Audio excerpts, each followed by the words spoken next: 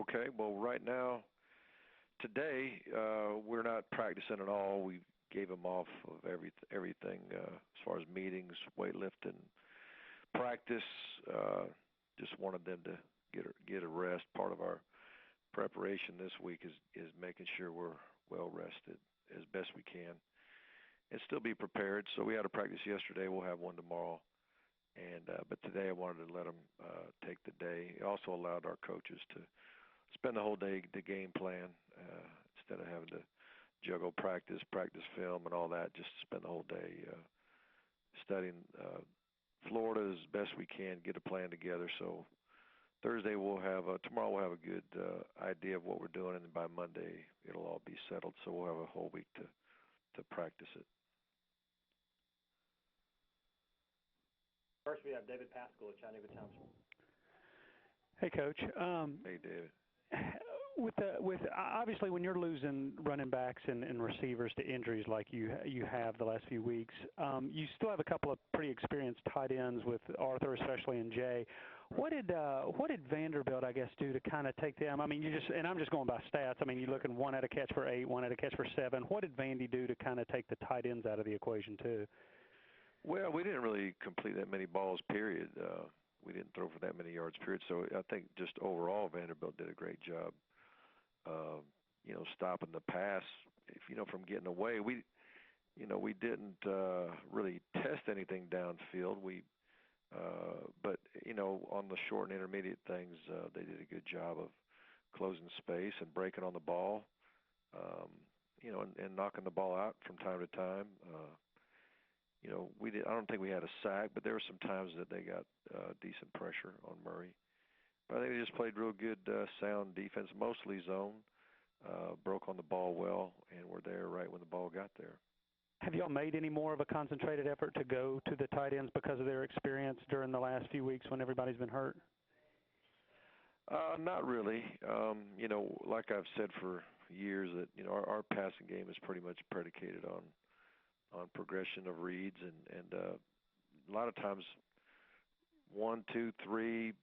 A lot of times we'll have 5 guys out in our routes. I'm not saying we go through a 5-man progression, but usually the way a safety would roll might have our read go one side of the field as to another, and then there might be a progression of 1 or 2 or 3 receivers there, and it may be a tight end, it may not. We try to not just earmark a pass for a player, because you tend to force it. You tend to get worse things happen to you. But the tight ends are obviously part of what we're trying to, use at Georgia. We've been throwing at tight ends for years, but if you sit there and say, all right, we got to give this special plan for them, I think you end up forcing the ball.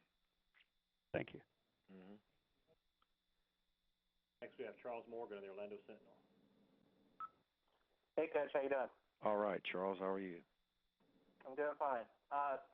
So you and Florida have both suffered a lot of injuries this year, and Coach Muschamp said this is probably like the most injury-plagued season he's had as a coach. How has it been for you in your career? Right. I'm not sitting here trying to compare it. I'm not, if I went back and asked our Director of Sports Medicine, Ron Corsa, to tell me, how it compares, I'm sure he could probably do it. But there's no doubt. I mean, we've had a lot of guys hurt. A lot of guys hurt at certain positions, and maybe more starters that have been hurt than maybe we've had in the past. But I can't sit here and try to figure all that out. I'm just trying to figure out who we got left and who's ready to go play. And, considering both school standings in the SEC East this year, just how different is the atmosphere, or is it different at all from last year's game? I'd say no different whatsoever. I don't see where anybody's mathematically out of the equation. As far as us in Florida, we still have a chance to win the East, and I'm sure that's what both teams are still fighting desperately for. We know there's no margin for error, and we could be perfect from here on out and still not get there, but there's still a lot more season to be played. So, until it's impossible, then we'll think about another goal. But right now, we're concentrated on trying to win in the East. Thanks, Coach. Yes, sir. Next we have David Fox of Athlon Sports. Mark, so much of winning this league comes down to the defensive line. What has made Missouri's line so disruptive from what you've seen earlier this season? Well, they do have some great edge rushers. You know, Sam is the guy that is getting all the attention and most of the sacks, but they got a guy number 33, I forgot his name, and there's 56, and you know, I know numbers better than names sometimes, but you know, those guys really are able to come off the edge and apply pressure to the passer. And they're more of a pass rush first and then react to the run type thing with the way they play their D. And then the interior linemen, the two inside guys are the ones that are in, you know, they roll them like a lot of people. I mean, they've been stout. You know, they're doing a great job of standing up to double teams and holding their ground and allowing their linebackers to get some free hits.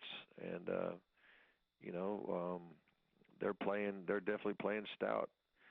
And you know, that's been a part of it, getting people into passing situations. They played an awful lot of zone coverage, a lot of cover two, and it's very difficult to you know, throw the ball down the field against that look. They force you to be patient. They force you to try to get a 8, 9, 10, 11, 12 play drive along the way, and then you know, they figure most people are going to self-destruct somewhere along the way, or they'll get us in a third and long where they can turn them pass rushers loose, and they've just done a super job of it.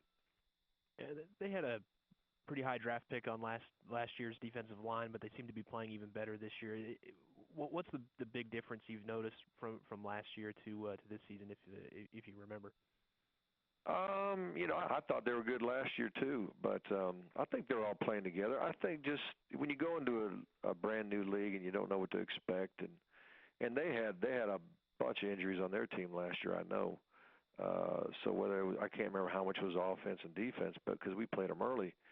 But I know they had some issues with injuries, and you know, you just, if momentum starts rolling in the wrong way, it's hard to slow it down. And I think just the fact that they know what to expect now from the league, and they got a bunch of people healthy and playing hard and gained a lot of momentum early in the year, and they've just kept it going.